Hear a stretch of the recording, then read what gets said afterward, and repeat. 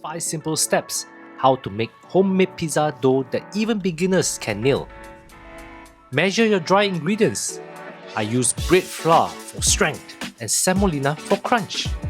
For this recipe, 200 grams bread flour, 50 grams semolina, and a pinch of salt. Wake up the yeast. Mix 4 grams of instant dry yeast with 160 grams of room temperature water. Mix it well with the water with a fork. Make a well in the flour and pour in your yeast mix. Stir with a fork. It's like introducing two shy friends at a party.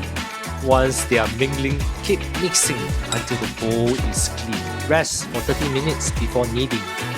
Create your magic flour mix of bread flour and semolina so the dough won't stick. Sprinkle generously on the dough on the board and sprinkle some magic flour on top. Press your palm and fold back and repeat multiple times. If the dough sticks to your hand, don't panic. Just dust it lightly and not too much with the magic flour. Once it starts to feel smooth and firm, cup your hands to the dough to tighten it into the ball. Now you let it rest for at least 30 minutes before you even start using the dough for pizza.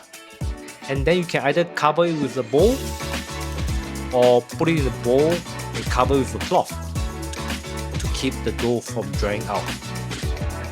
And now you've got pizza dough. But here's the problem. What if you got extras or no time to use it today? In the next video, I'll show you the right way to portion your dough and freeze it so it's ready whenever pizza cravings